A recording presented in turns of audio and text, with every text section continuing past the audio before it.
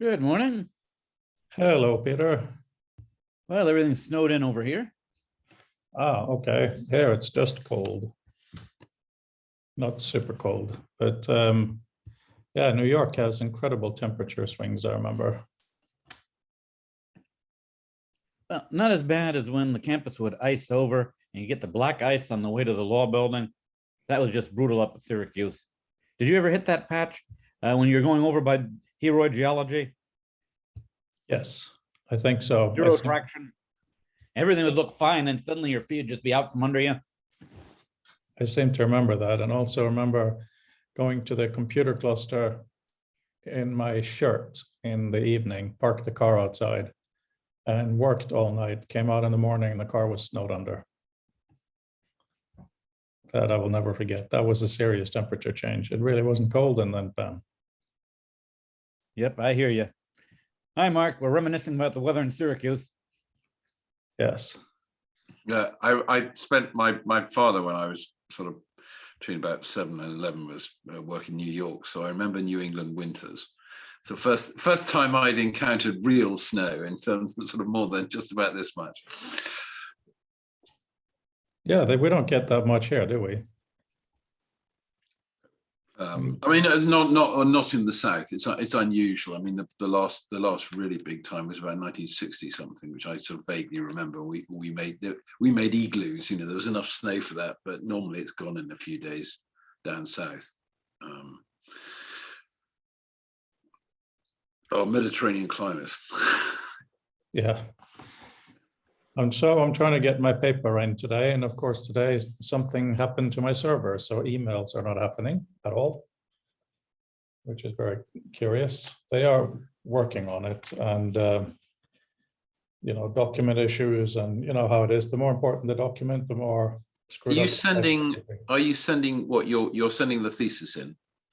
I sent it in earlier to Les and Dave, I think. Yeah. Today, for them to have the final view. Oh, I see. Right. Yeah. In case there's anything glaring, and then I have to send it in Sunday. That's the latest submitted. Yeah, there is a sort of a thing called drops, and there basically is a thing that it's a bit like using. In fact, and I think on PGR Tracker, I'm not sure whether you put it in there as well, but there are things if you can find the Postgrad office somewhere on the Southampton system, it'll. Oh, it's just PGR Tracker. That's what they want. All right. Okay. So that has an upload facility in it. So yeah. Exactly. That's what I'm trying to do. Oh, okay. But other issues and such as this nonsense about having all these pages before the table of contents. Right. Yes. If I do that in Acrobat, that means that the page numbers will be off. No, well, I'm sure. It's a long time since I played with Acrobat, but I'm sure you used to be able to set custom. It's just, you know. I'm not going to set 200 custom pages. No. But I think, I can't remember. But I'm in a dim, distant former life. I do remember knowing about these things. I'm sure there's. I mean, you probably can't do it in most other PDF editors, but you know, it's another bit of sort of Acrobat secret sauce, I think. Yeah. But anyway, it's still a pain in the arse. I agree. And, So you didn't use LaTeX for it? No, I didn't. No, I find LaTeX abhorrent. Don't go there. The fact that it needs to exist, I think, is almost as bad as why PDF needs to exist. I mean, it took me about 2 years to wrap my head around it. Yeah. No comment.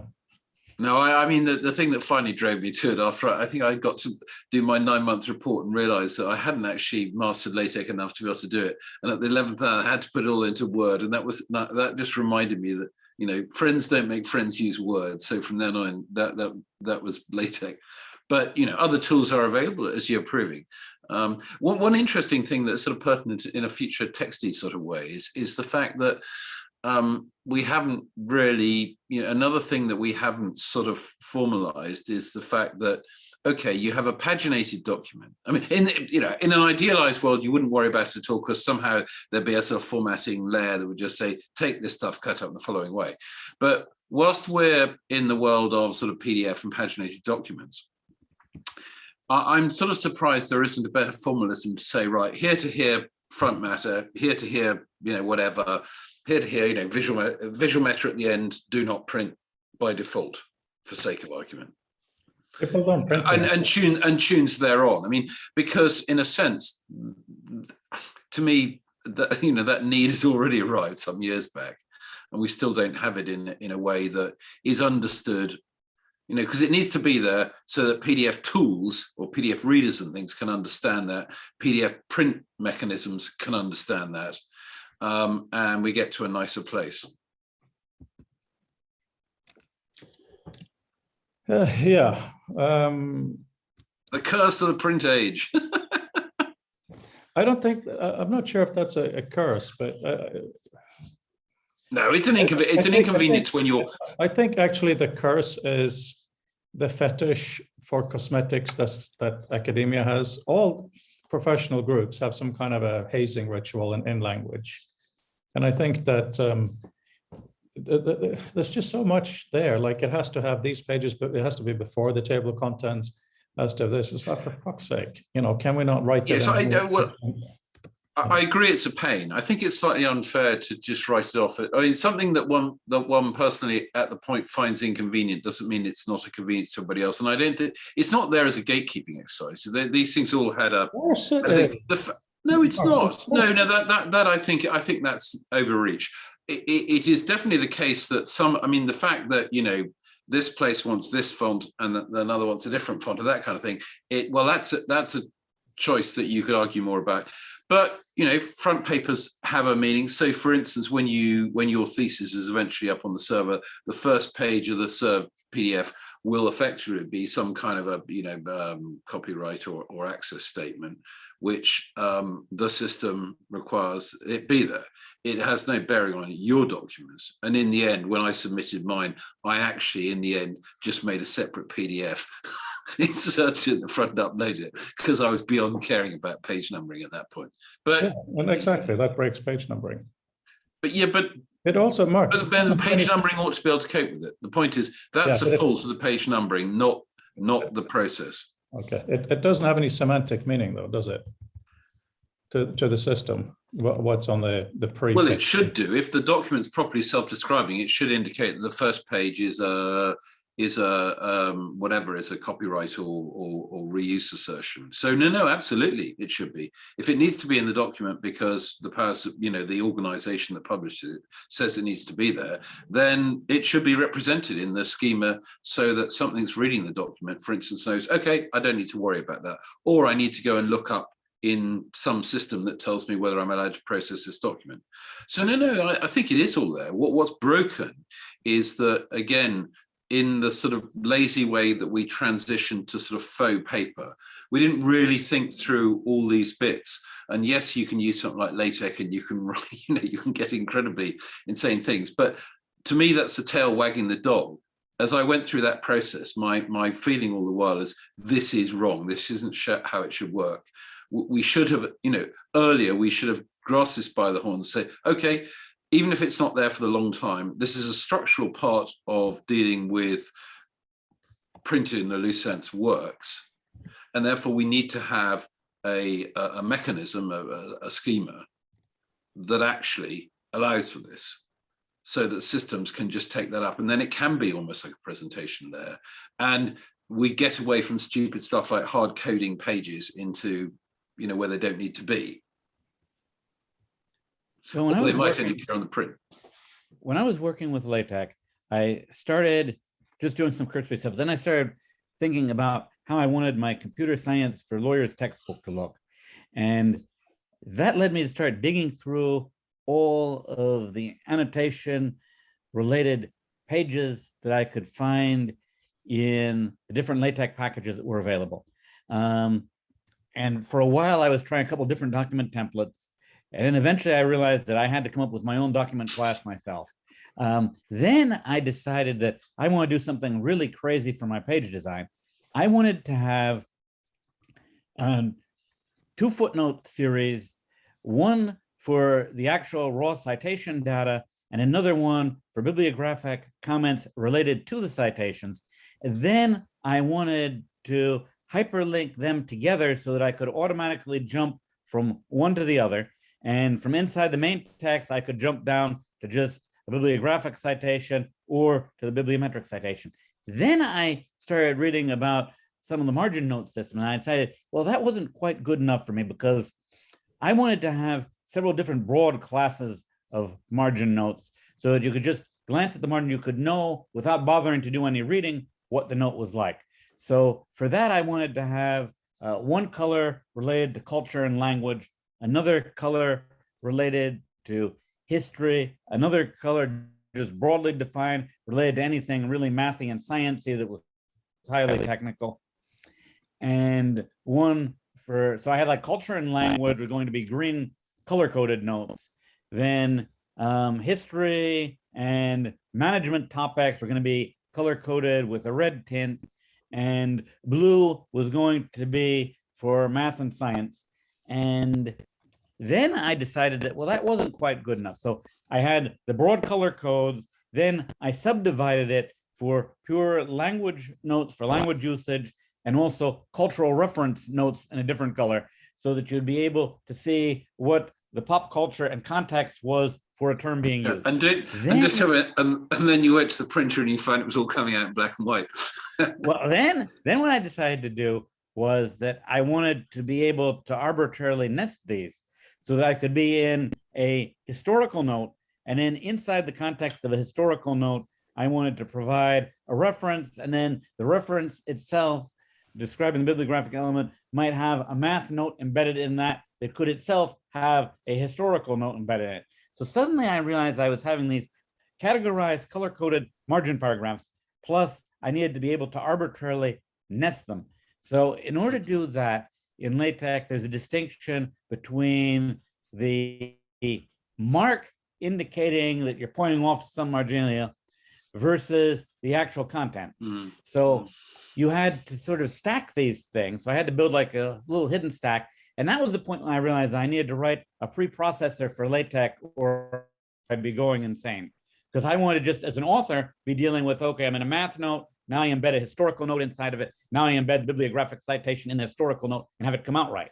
So what really is happening is, in each one of those contexts, you're getting the mark put in first, followed by the content, which has to be in like a reverse order, unwound at the top level at the end of the day. Peter, I think you are highlighting the issues very well, but it's going into, okay, so just to slightly cut you off, one of the things we need to do as a community is to decide on the kind of user we want to support, right? And the link that I just put in here in the chat is, I decided to, okay, stepping back. I was told by my advisors to, oh, Alan's got a haircut, that I was not allowed to put in the full transcripts of the interviews because of privacy and nonsense, which I think is crazy, because everybody has explicitly signed up for it, but fine, I do need to conform to get this thing. So I instead made a new PDF, put the transcripts in there, and it's 200 pages long of just people talking about visual meta. Awesome. Yeah, it's interesting. So I'm going to go through and edit some of it, like stuff that isn't really relevant, I'll get rid of. But so I think this could maybe, with a little bit of an introduction, be issue 0.0 of our journal, just to really get us going. And I had a long discussion with Chris Gutteridge today about addressing and so on. And the whole thing about, you're supposed to be able to, if you click on a citation in a document, if you have the local copy, it should open. And we went all over the place. And at the end, I said, Chris, I got to go. And then he gave me the solution in 10 seconds. He says, got nothing to do with any URLs or anything like that. So I don't have the transcript from our Monday conversation yet. But what is going on with everyone else? Alan, you were looking into a few interesting things this week too, right?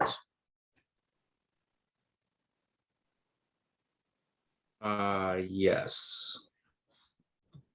I need to, don't have anything to report at the moment, except that the product is what Adam showed at the end, you know, of the last call, which is fantastic. That's the kind of limitations that Twilio video would have at the moment. So I'm still looking into the hard limits, but essentially, I mean, Zoom is going to be easier for this crowd for sure, right? Just going to take more time to develop, to get it. I mean, that was going to be the case anyway, to get the interface right, and then having to get new audience members, speakers, people familiar with the new platform gives me hesitation. Yeah, I think that's fair enough. And the reason when Peter was going into the issues he had with LaTeX, just so I don't ignore that, is the expert interviews. One of the things that came out of it is there is a learning curve to the stuff we're talking about. But guess what? That's a good thing. Because you need a new literacy when you have new tools. As kind of is obvious when you say it, but we have to accept it. One thing that I've noticed with the Oculus is that the onboarding experience is absolutely terrible. It's so bad. I mean, it's exciting for us as developers that it's bad, but in terms of mass adoption, I mean, first of all, even the printed pieces of paper that says how you put on the battery pack is actually missing steps. When you first put it on, the cool thing they have that actually does give a bit of an introduction is a download you have to find by yourself. And also the quit button that you hold down the Oculus thing often just doesn't do anything, right? And if we look at our community here, we have to decide, you know, are we talking LaTeX users that we support or just keyboard clicks? Or, you know, I'm not saying we should have the discussion now, but we all have different ceilings for our technical capability and interests. So we should just keep it in mind. That's all. Yeah, there's also another interesting area, which is the sort of the divide between knowledge of the subject and competence in it. And I mean, in the sense that I definitely sort of understand the broad strokes of a lot more technology than I would ever want anyone to allow me to be put in charge of to actually achieve anything. So I'm, you know, conscious of what I don't know in that sense. But it becomes an interesting sort of liminal space between the you know, the completely unskilled and the very skilled. I wouldn't say that, just to be really nitpicky, because it's an interesting aspect of the particular work I'm doing now. I don't think it's a linear thing, not that you do, Mark, but just to kind of jump on it, so to speak. We have to decide on what kind of literacies to support in a way, because there are many different ones. Sure. And one other thing, just because there was just playing out as Brendel and Alan arrived, was that I think is sort of pertinent to what we're doing is Fred had started by stating the annoyance of being asked to put some extra stuff in the front of a document and then having all the page numbering going out. And I just reflected on the fact that it's amazing we still don't really have a robust and sort of robust system that works across the piece in terms of describing how page numbers, as we culturally think of them, mesh to the parts of the document. And maybe that's another thing that Visual Meta at some point can sort of address. You know, where's, in a sense, where's the body of this document? What is stuff that it's necessary to be in the document, but for instance, may never need to be printed or may never need to be presented in a normal reading thing. You know, why on earth when I'm reading a document do I have to see headers and footers on a digital screen? They help me as an affordance in a book to dive into the right place and now on chapter 8. But if I'm working on a digital device, I've got any number of better ways to do that. Talking of working on a digital device, so I don't know if you're all aware, but Adam has joined the Oculus crowd. So I haven't met Adam in VR yet because his kid stole the headset, which is fair enough. I was really shocked a few days ago. Keith Martin, whom some of you met, who may join us again today, him and we met in the normal Horizons meeting room. And there was two things shocking about it. One, there isn't that much you can do, and it couldn't be that hard to make it more. However, the sense of presence was amazing. It was absolutely incredible. You know, I have my laptop, my keyboard, my screen. I can use the screen as well in VR. It's not Retina, but it's good. He's sitting opposite me. I move my head and the sound comes from him. You know, a lot of things like that. So guys, we really need to be ready for this and do something absolutely amazing. So we have only a few outliers here who are not Oculus ready. So we'll see. I'll charge mine up and dive back in, see what it's about. I hope my older Oculus will not make me look like in black and white. That would be cool and pixelated, right? Like a Minecraft. Yeah, yeah. At some point, Horizons will drop support for a Quest 1. I only have a Quest 1, but yeah, there's also VR Chat. Which is another platform.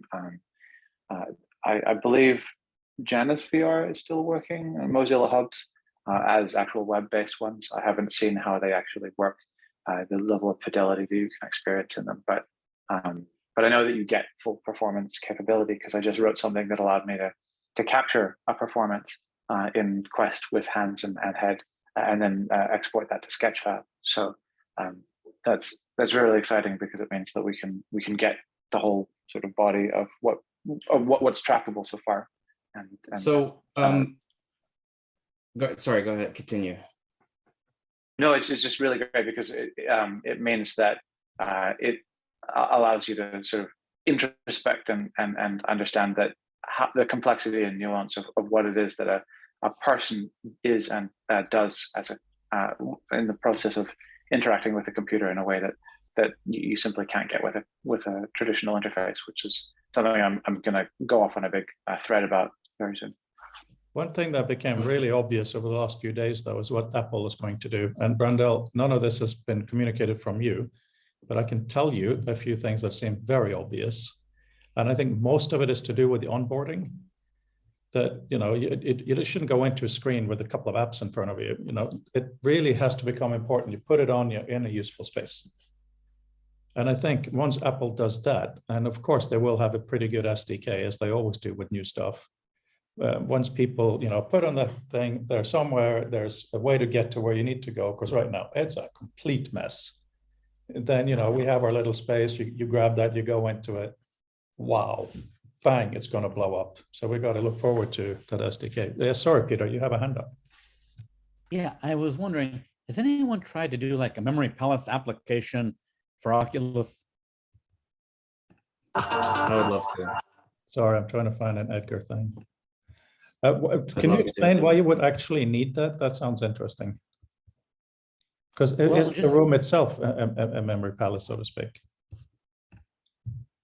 Yeah, but the nice thing, Well- of course, in a VR environment, you could make an extra copy of something and have it stored in more than one place. So that if I had more than one independent dimension along which I was organizing things, I could have, you know, everything related to my undergraduate days there, but I could also pull out a copy of it and move to a different space that's related to stuff on some technical topic and leave a copy of it there. So Okay. instead I of can having to address that. remember a single location, I could find it in any of multiple organization locations.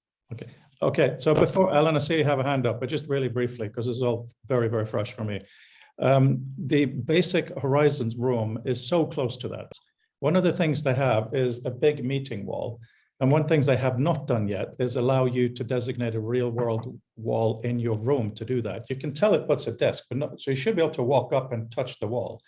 But to be able to do what you're saying now, Peter, I think is that onboarding experience that you can move to different rooms that represent different things to you. It's incredibly compelling. Alan, sorry. No problem. To rewind back to a few minutes ago, I'd like to make a triangle between three topics that were brought up, because I think that there's some interesting space there. One is what Mark was talking about, the PDFs, and if I understood correctly, you know, why couldn't they just automatically be more like ebooks in certain contexts, right? Where you get the percentage you've read, you get this artifact removed. And the other is talking about VR. And then the other is this idea of literacy, what we expect of the audience. And I think there's an interesting space in the three, because starting with VR and PDF, one, you've got a format that's now ubiquitous and been around forever and hardly changes, right? And then with VR, you've got another one, you've got this field that people have been excited and let down in waves for decades about its potential, right? Now, its time might be now, right? It might finally be now, but it didn't get there through any kind of linear path, right? And so that leads to the third point about the sticky, tricky problem of literacy. It isn't straightforward what should be expected of an audience member, or say their constant degree of attention, or how they interact with whatever, because in one sense the formats are changing all the time, but I haven't completely cohesively put the 3 points together, but they were bouncing off in my head a little bit. So I wanted to introduce it because I think that it's really interesting that the theme that we bounce back and forth between PDF and VR, and they're almost like mirror images, if you look at the broad scope of their technological advance, they couldn't be more opposite, and yet we're talking about them. So, and how they have their own literacies. I just wanted to, I guess, put a note on those 3 points, because I think there's something thematic there. There really is. And it's funny, I just pasted that video of Edgar in right before you started talking, and he kind of demonstrates everything there. Please have a look with sound when you can. But the reason I'm showing it is partly because it's so darn cute, but also because only the second time in VR, he's able to grasp objects and manipulate them. The literacy is just there for that part of it. And a level that was really surprising was that at one point he bangs into a door, a physical door, because the object is behind it. And he didn't freak out. It's like, what's going on? Real world, not real world. None of that. He just accepted it. Then he mumbles, oh, it's in the door, right? So some of these things are almost literacy free. We just have it born with it. So I'm so glad you mentioned it, Alan, because the higher levels of when you actually build something in this kind of a space, it isn't the same as a physical sculpture. It's not the same as something on the screen. We really need to dive in there to figure it out. And then put it back in a PDF. Adam, what do you think so far? How much have you been in the space? A few hours, a few Oculus charges in. It's further along than I've thought. VR. I dipped my toes in it every 5 or 20 years ago. I tried it first time, maybe, and 5 years ago I tried it again. But now having a standalone headset, I was so surprised that the standalone headset, basically a mobile phone on your head, is so good and so immersive. And I usually get a bit seasick or car sick in VR, but this time I wasn't, not that much. So everything about the frame rates and the fidelity of it and the resolution is almost there, I think, on the Oculus 2. So a few more pixels and I will be very happy. But what really surprised me most is that it's the embodiment part, bringing your hands in there, and your automatic viewing is so incredible when you use the screens to actually grab things by the hands and move them physically. was way better than I thought, and we are very close to something that is very good.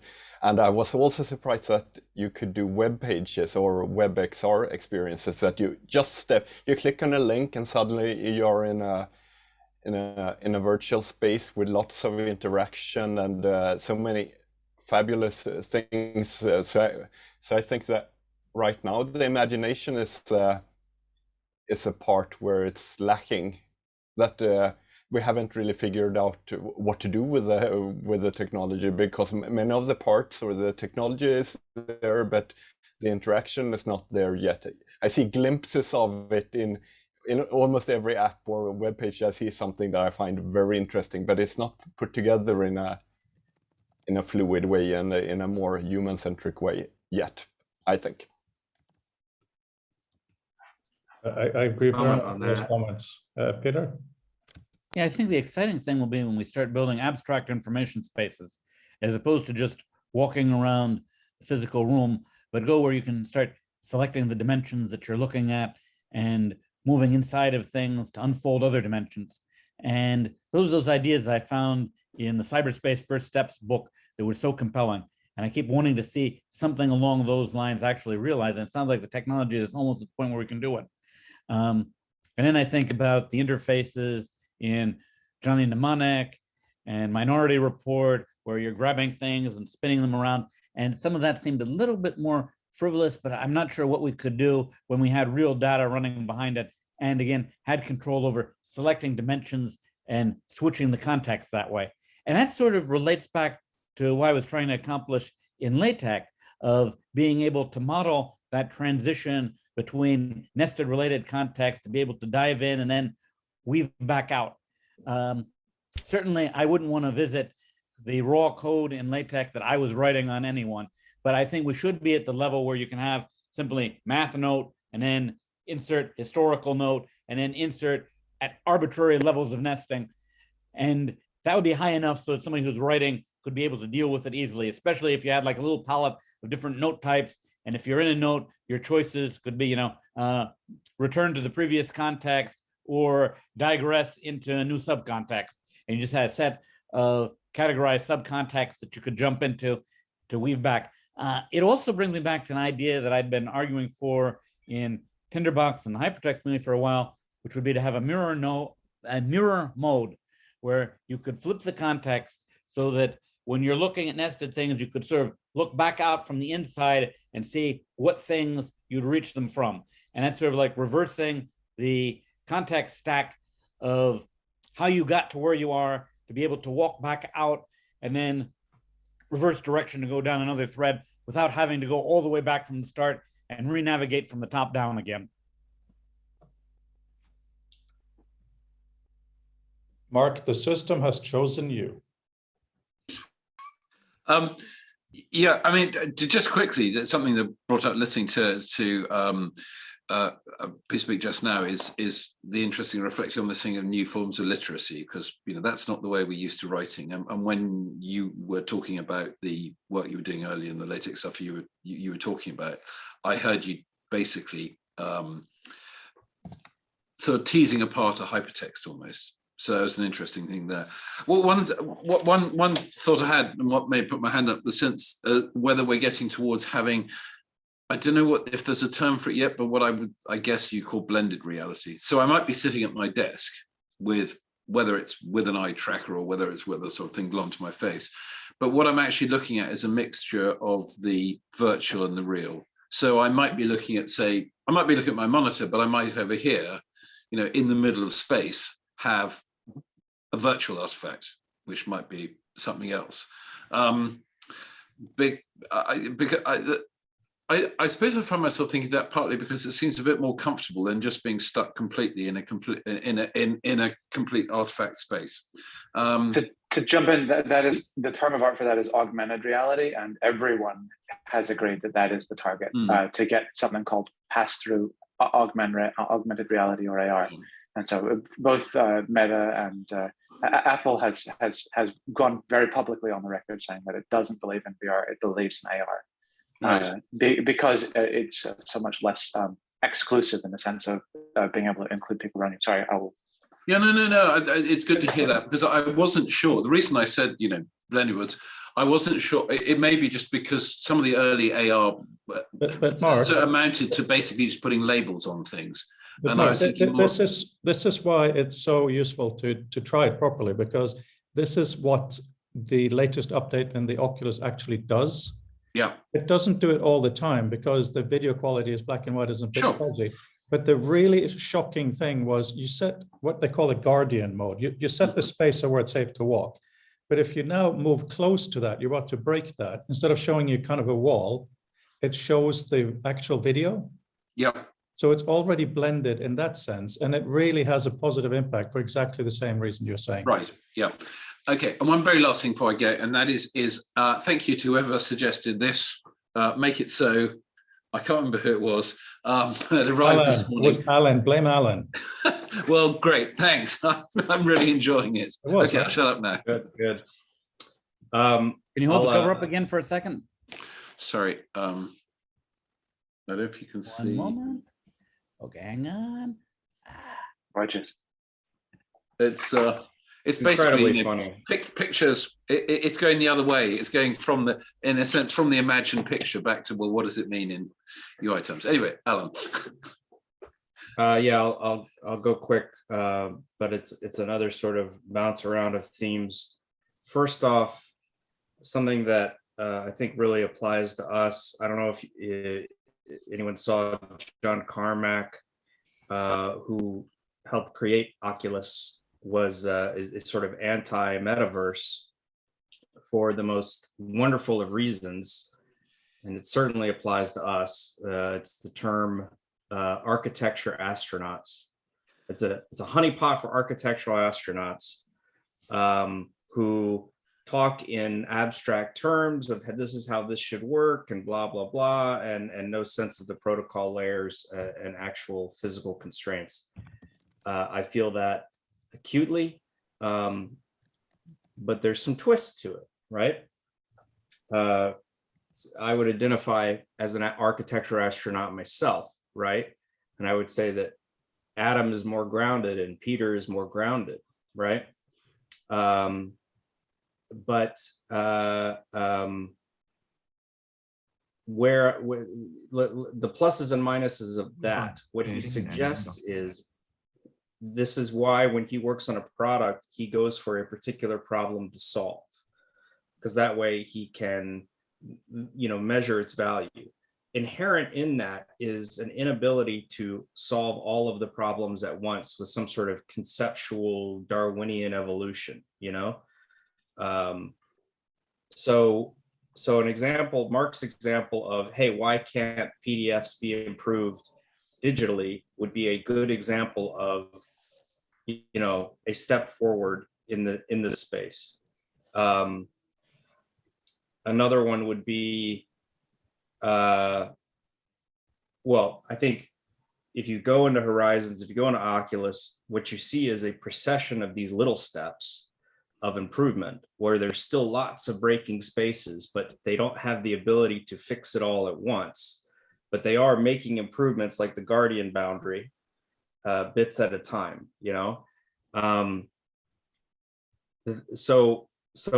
that also frustrates literacy, by the way, which I'll get into in a moment. Okay, so that's one box. Second box, about the transcriptions and these and the nature of recording these videos. There are specific opportunities and product enhancements there. Like, for instance, we tend to repeat ourselves a lot over the course of these meetings, even though it's in different contexts. We'll say roughly the same thing. Like I've mentioned Memory Palace, and I love where Peter's going with that idea, and I have a lot to say about it, but I also know that I've said those things before. So an incredible feature would be, hey, how many times has he said this thing before? Not because repetition is bad inherently, but because you would suddenly have a window to, Freud was mentioning something about his son here, but it reminded Alan, and he said the same thing that he said 2 weeks ago, but in his mind, it was triggered by something different. You see, so it's a different avenue, even though it's using the same thing, that it was triggered, it made the person think of the same thing.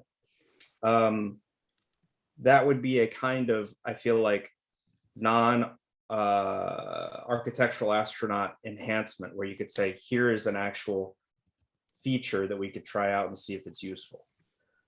The final thing, to Peter's objects and hyper objects, which I love, but where that links to literacy is that we're also seeing new generations of users who don't think in the same way of objects and documents the way that we do. We've talked in the past about how kids just use search and they don't know where their files are anymore because they don't need it. And I think in the same way, we might find that finding ideas is more time stamped than we realize, than our generation realizes.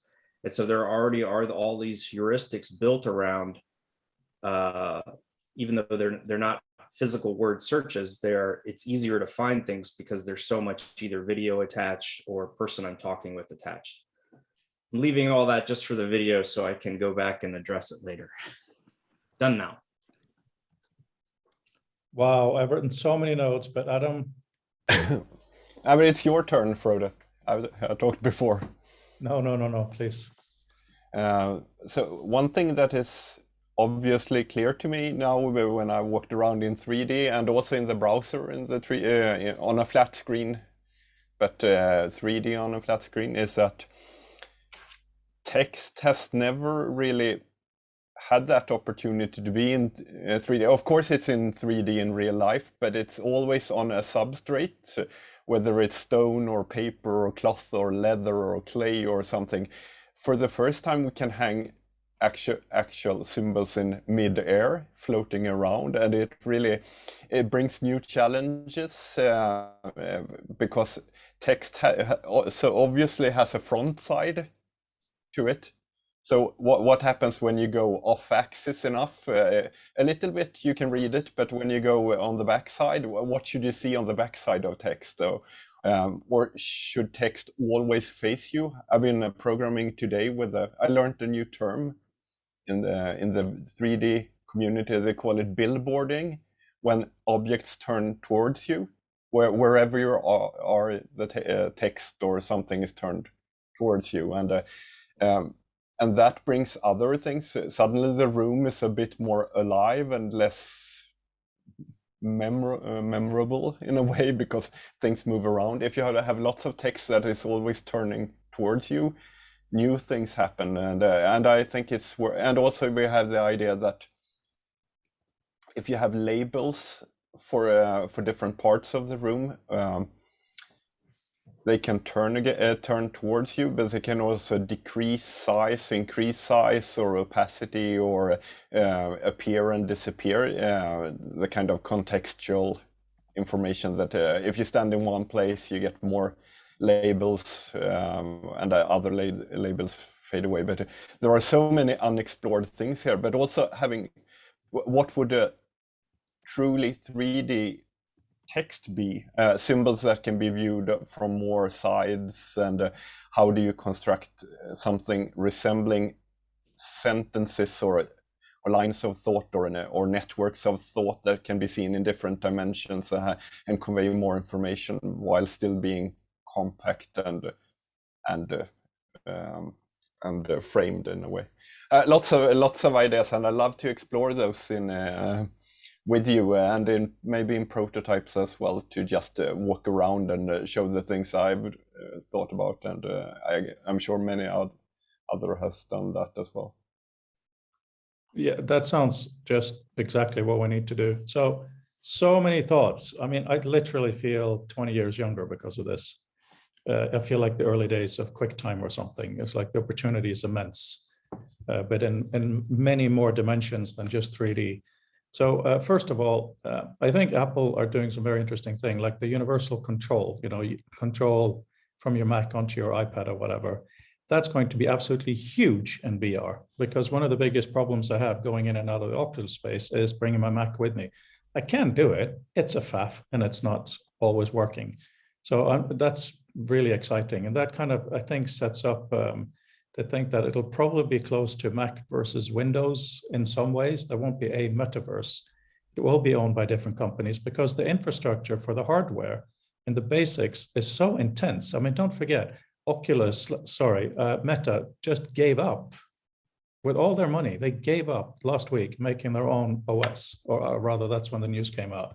That's a really big thing, right? So in the same way that you have Microsoft Word on Mac and Windows, and you've got all those, I think we're going to see history repeat itself to a large degree, no question about that. And I'm going to paste my notes in before I forget. But I think the other thing is, I think over time, this thing that AR is better than VR will be shown to be wrong. And I think the devices should support AR, no question about that. Height, being able to see, no problem with that. But there's two reasons I think it won't be the primary use. One, you still can't focus on the background. So your eyes will still always be focused on infinity. So it won't have that kind of real depth difference. That can't be done because you still have one piece of glass that you're focused on. Oh, okay, Brandel's going to say something. Put your hand up, please. I make a big point about that. I'd love to hear about that. But also, so I'm sitting in a room right now that has an okay kind of dining table and so on. If I am an AR with you guys, first of all, I have to decide where you're going to sit because your desks are different. But if we go fully virtual, we can have one conference table and we can do the memory palace thing. We can have Peter's work is over there. Adam's got something happening over that can be our shared space. You can't do that in AR because the space isn't big enough. It basically, the shared AR space is all of our spaces divided by each other, not multiplied. See what I mean? Is that a pragmatic reaction though, or a necessity? I sort of see that more as a pragmatism. So we can't do this now. So let's, and in that sense, it's good. No. It's a logical thing because think about it. If you just imagine, kind of close your eyes and you sit us around a conference table and we're all in the exact same visual space, that space is huge. And we all know this screen is here, that screen is there. But if we're going to be in your living room, Peter's living room, Adam's living room, and all of that, basically, it becomes, you have to choose where person sits. You have to decide how each one of you will have the screen. If someone points over there, it's not going to be the same thing in the other person's room. So yes, AR will be great for a lot of things. But when you go into a meeting, like a Zoom meeting, so to speak, or FaceTime, I guess it'll be called, then I think it will be fully VR. But anyway, Brandel, did you want to comment on the focusing thing? Because that's really phenomenally interesting. Yeah, so the problem that you're describing is something that's well known in the industry. It's called the divergence accommodation conflict. The fact that we have two ways that we see things and understand their depth. One is based on our stereovergence. That's how close and how cross-eyed we have to go in order to be able to observe things. And in reality, that's always hard coupled with an automatic changing of our focal distance that is so ingrained that it's very, very difficult to break, and we actually don't want to break it. And so that means that's why it's very difficult to work at things sort of in Quest. The focal distance is actually about here, and it's not very good at representing things any closer than arm's length. The solution to that is to have something. So Magic Leap, the Magic Leap one has two focal planes. It's got one at infinity, which is good to about 1.5 meters, and then it's got one at about 35 centimeters. So that means that it has the ability to do those things. It's got two statically focal things. The Oculus Half Dome prototype series is a varifocal display in the sense that it has the ability, using something called pancake lenses, to create a variable focus distance. And people at the University of Pennsylvania have worked on creating a varifocal surface on the basis of multiple varifocal lens apparatus within a thing. So that means that you can have a single image that is simultaneously projecting multiple focal distances. So the current state of art within Half Dome is that you have the ability to change the focal depth of the plane. The University of Pennsylvania stuff has the ability to create a varifocal surface. so that you have the front of the image at one focal depth and the back of the image at a different focal depth, and you're able to change that on a per pixel basis almost. So there's a lot that can be done there. And to the end that augmented reality and virtual reality, that there is a meaningful difference. I mean, to your point, Frode, about the fact that you would need a large enough space, and right now the place that I've devoted to this space is not large enough. Virtual reality right now is controlling all of the pixels. You can control, like when you have good enough augmented reality, it would be possible to be able to carve out negative space within it, so to put additional cavitations in spaces such that you would be able to essentially make room for people, extend surfaces and walls out to the distance that would be required. The only challenge there is based on the interaction with the real space. What are you going to get into trouble with as a consequence of claiming this space for being able to do so? So you should be able to work against a wall, but then look behind you and see the real world, so that you don't do that. There was a really interesting video a few years ago at I think it was at WIST, called Reality Filters. I think I'll take a look for it, where somebody was looking at the ability to identify the real world sort of features within a space and put sort of thematically relevant artifacts in those, so that if you have a pillar and you're in a Dungeons and Dragons game, then it might turn into an impassable pit. I'm less interested in the fantastical, because I'm just unimaginative, boring person, and I'm more interested in word processing and Excel. But yeah, it's very useful to see the way in which people can kind of seamlessly kind of include and make sure that people are able to navigate within spaces like that.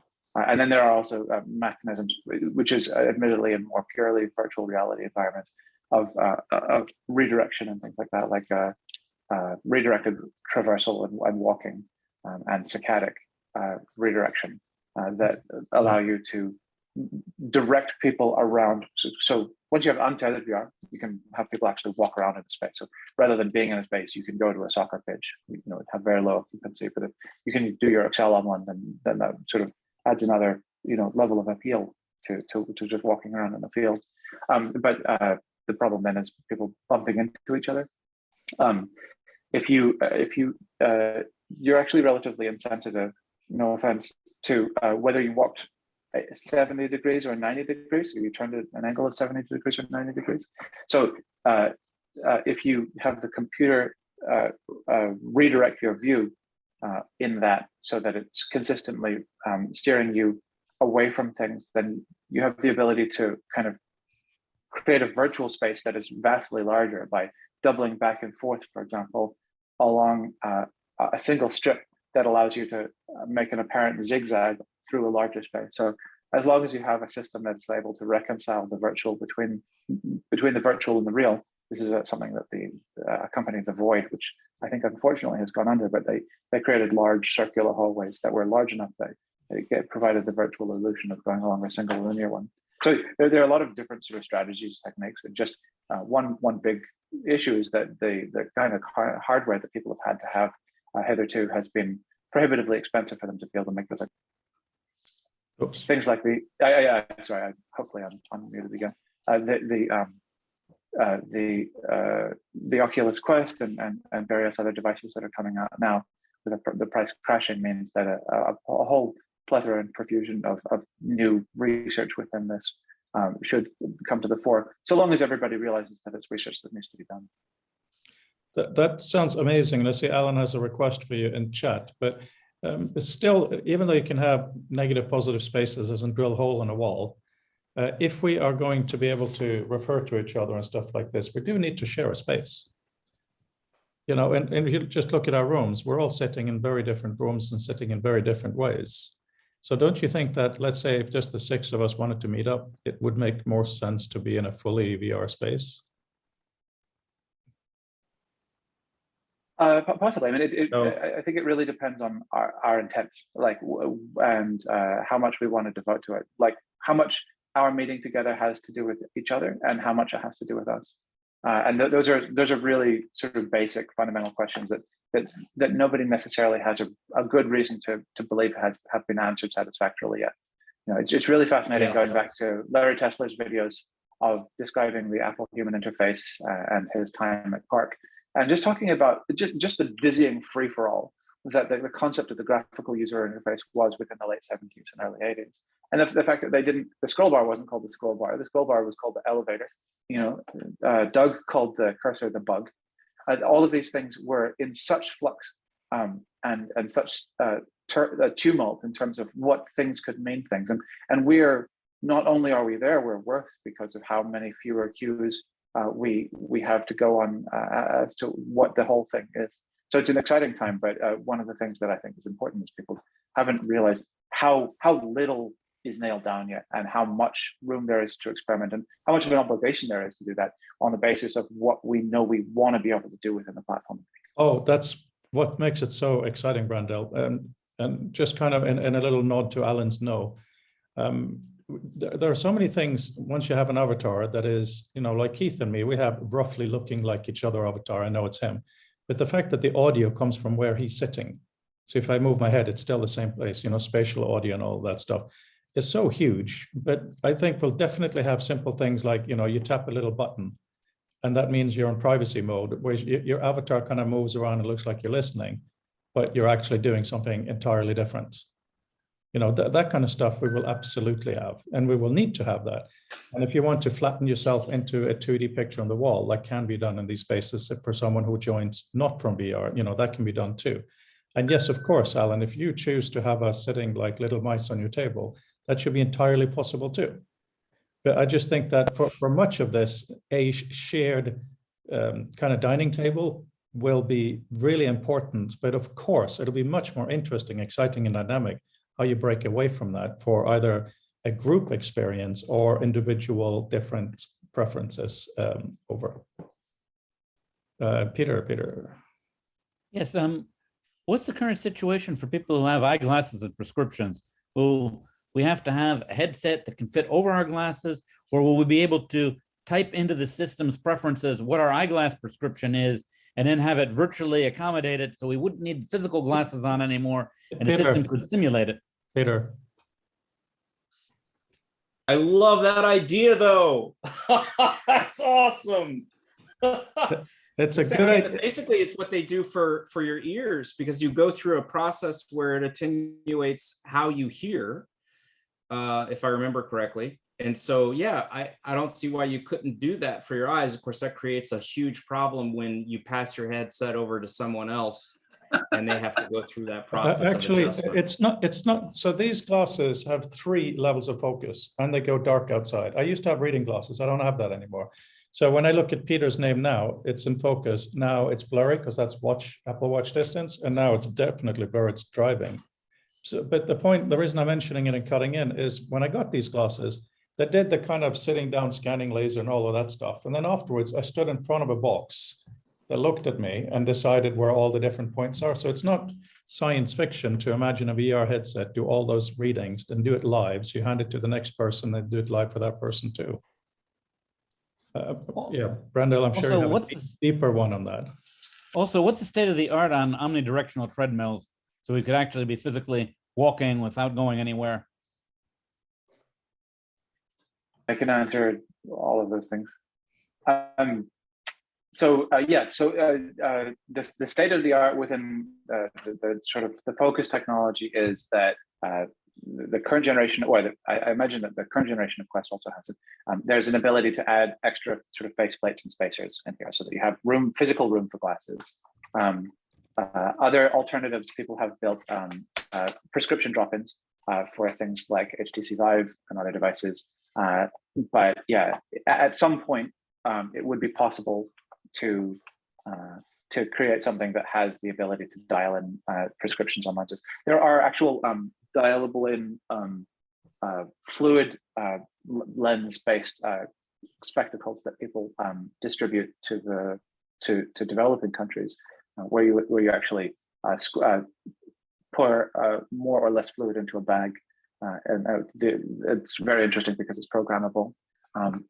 And it's not phenomenal, but it's enough to actually allow people to be able to kind of get custom prescriptions without having to grind actual glass or plastic for it, which is very exciting. But yes, you're absolutely right, Coda, that at some point it would be possible to have something that can look with enough fidelity at one's own eye in order to figure out how to correct those things.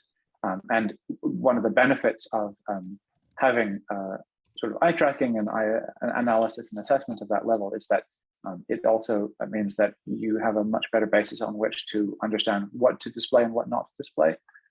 Because right now, we all have presumably very high resolution, if not high dimension displays in front of us. But the reality of it is that we only have the ability to focus and fixate on a very small angular range, about the size of the moon, in front of us. And so if we had the ability to track eyes in real time, we would be able to figure out that we don't need to have high definition over there, we only need it here.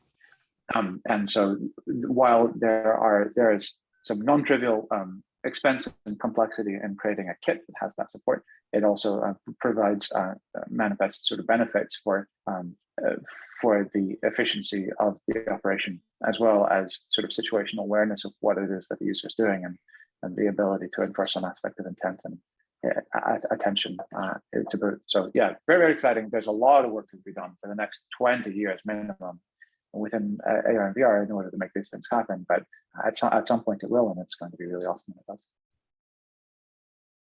All right, you've convinced me. I'm charging it up. It is so ridiculously important, and not to be self-promoting here. Well, no, to be self-promoting here, we do need something like visual meta for VR. I call it VMVR at the end of my thesis. And the reason for that, I don't care what's actually in it. And we certainly don't need to call it visual meta, but something like Vermal back in the day was interesting. And there's all these web things, all that is good.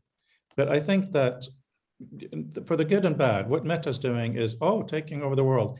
I think Tim Cook paid Zuckerberg a couple of billion to do this, because what he's doing is taking the sting over the fact that Apple will own us much faster and much deeper, because they have things like universal control, AirPlay, and all of that. So that means going in and out of virtual space. Once you buy an Apple device, if you have the other Apple device, there will be no transition whatsoever.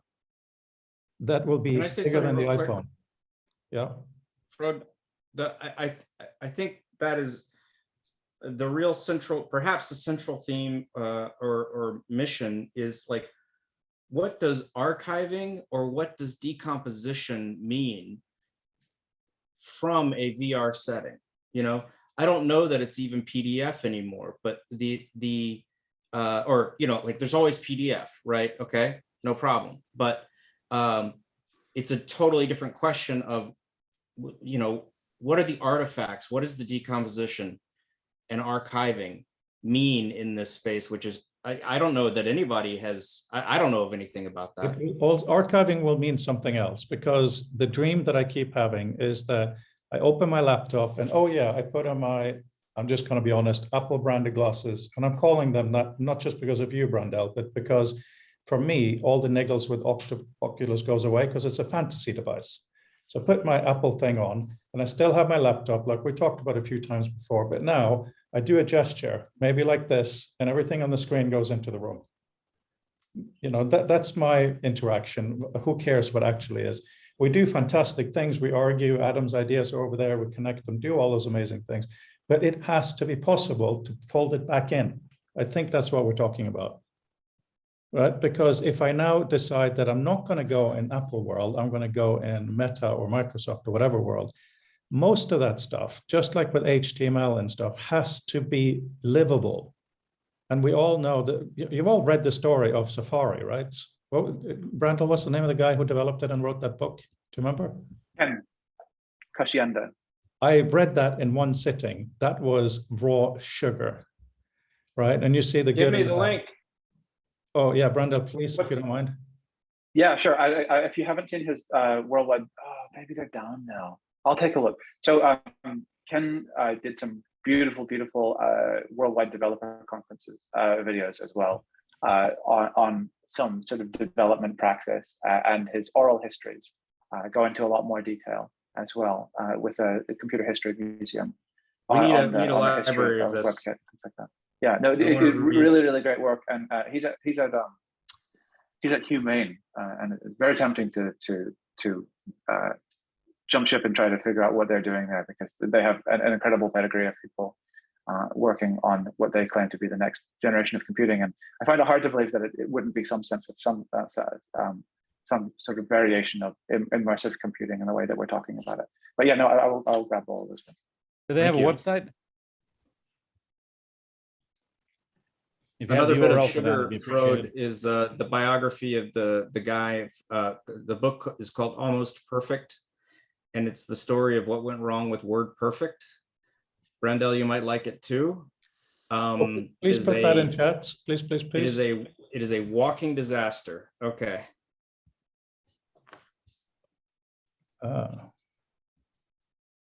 This guy.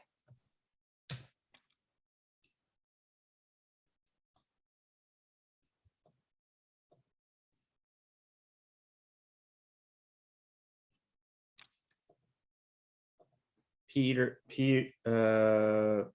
Peterson.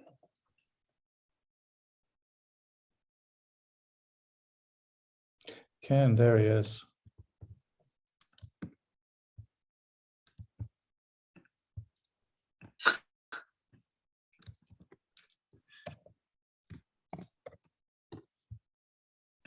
Speaking of WordPerfect, reminds me of the Canon cat.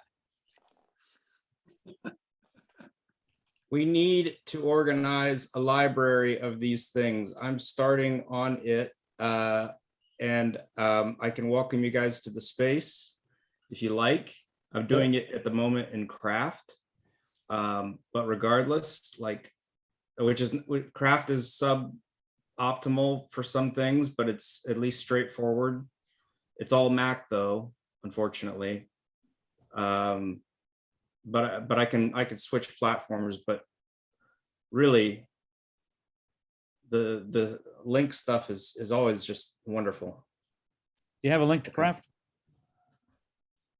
I do. I can invite you to the space. Give me just a moment. I was trying to find Ken's book. I can't find it.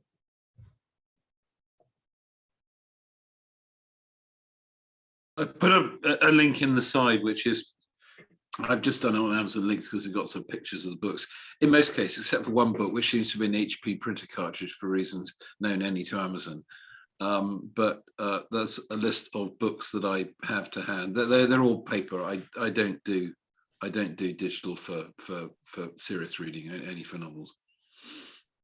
Neither do I, but don't tell the group that. That's really another. I'd That's another love fun to have aside. a discussion. Oh, sorry, about go that. ahead. So, Brandon. Yeah. I would really love to go deep on what it is about digital reading for seriousness that it isn't good enough, because I think everybody saw all of the books that I was making, all of the different digital VR books. Those were sort of thematic and conceptual explorations for me of what it is that books are that digital reading isn't, and I'd really love to hear what everybody else needs from tangible in order to and what it is we might be able to do to the experience of digital reading in order to be able to bridge some of those gaps. I did a study on that in a real world Starbucks about 10 years ago, meaning I looked at people and I wrote things down. And the surprising thing I found was that people who read on books or paper or magazines or newspapers can move the medium around easily. Because the thing is, what I mean is when you read on an iPad, let's say, which logically is the same thing as a book, except the light thing, you can't move it easily. You need a stupid stand, which is crazy. So reading on a Mac, for me to read serious work stuff, I'm reading on my Mac better than anywhere else. But you're reading more for enjoyment. The fact that you can move it is such a huge thing over. Brandel, one of my first web XR experiences was trying the book where you could turn Alice in Wonderland, I think. Your prototype book turning thing. And actually, the first thing that happened to me was that I got stuck inside the book, which was a surreal experience. So, for some reason, I was placed inside the book and couldn't escape, and I couldn't even go out from the Oculus so I was stuck into it. I had to power reset the whole thing. I was like in Wonderland because I couldn't get out. It didn't My respond. apologies. Never-ending story. It really felt like a Can I Wonderland. say something real quick about the? I gotta find what I was writing about this, but I go back and forth. I read the physical books and but primarily Kindle, and there are actual, I believe, subtle pleasures to reading digitally. For instance, I typically will read 30% way through a book. It's just my ADD nature, right? I don't even have to try. But I found that with Kindle, because it is flat, and that flatness is typically a disadvantageous, whatever. Because it is flat, I can actually finish books because I don't realize where I am in them. And I've read much longer books in Kindle than I have in physical form. So there's something there's some value to it that is not in this. It isn't just a lesser form of the print. So it's really, it would be worth talking about some more.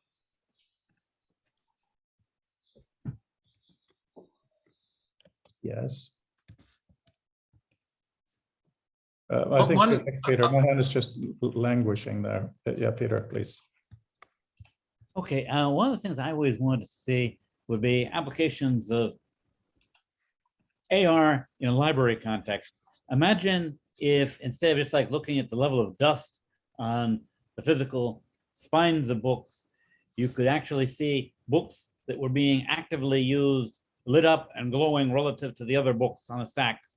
And then another thought was, what if I could select 4 or 5 different books and then ask the system to tell me, okay, who else has been looking at these, so that I could reach out and initially anonymously contact them and say, I see that you have been comparing books on object-oriented programming, interactive fiction, and you're also into South Vietnamese modernist architecture.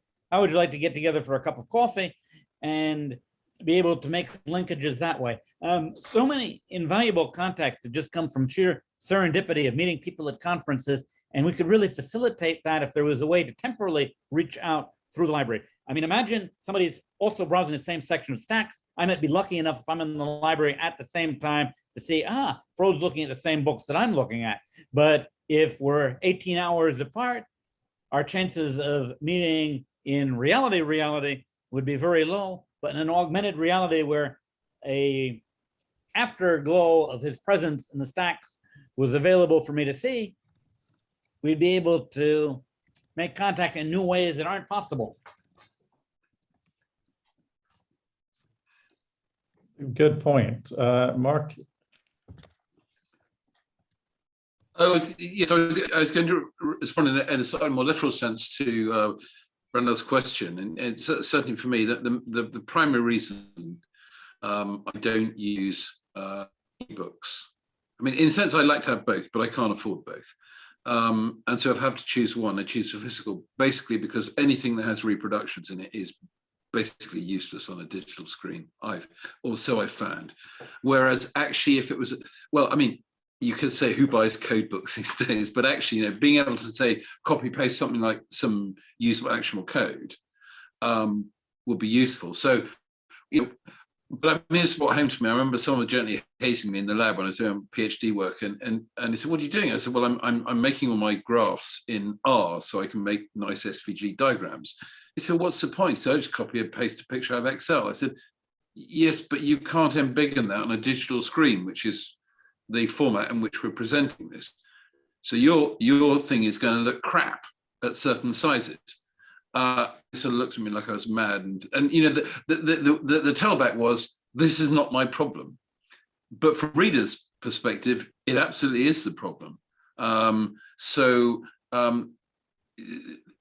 I guess it's a problem, and large pictures. If you've got a heavily illustrated book, large pictures obviously are going to bulk things out. But I think so. I think that's one thing at the moment is probably just a limitation of the technology rather than the medium as such. Just quickly, Mark, on that point before Brendel comes in, and hi, Keith. Don't forget, now with Mac and iOS, you can actually select text in a picture as text. So that is interesting how that's slightly bypassed. Brendel, what have you got? Actually, that reminds me that I was also going to mention the text thing, so that you take a photo with your phone on iOS, then you will actually be able to retrieve that. I've taken a photo of a code snippet that I think that would be really interesting to do. One of the things that I did this week, most of my time was sort of building that performance capture thing that I mentioned and I tweeted about. But I also succeeded in getting Tesseract running in a web page such that I'm able to identify the list of to read the text names of everybody in the participant list in Zoom. So the next step will be to be able to make sure that I'm doing that over a live feed of a Zoom call, and then I'll be able to run some basic image analysis over the column of pixels that represents the microphone, such that we'd be able to get the time codes of when everybody's speaking. So that's something to look forward to. I promise I'll make more headway on that soon. Man, what was I going to say about everything? So James Bridle has a really great post from about 10 years ago about some of the sort of physical functions that a book has as a tangible artifact. He talks about the fact that it's kind of an advertisement for itself, as well as a trophy. And as tried as that sounds, I think it's a critical component of physical artifacts that is simply missing. And so James Bridle has made these book cubes. My wife made a book box, which is a really interesting way of being able to create empty paper nets that can at least be stand-ins to allow you to sort of advertise that this is a book that I've read. These are sort of some of the characteristics and attributes of it. I like my wife. Sorry, could you repeat that? Book box. So book cube is what Bridle did. I can link my wife's book box that she did. The cool thing about that is that you are able to have the dimensionality of it represented a little bit better, so that you can get size. But it allows you to print out a net, the 2D shape on a piece of paper, allow you to create a 3D object of a box that is proportionate to the size of the book that you read and want to kind of advertise.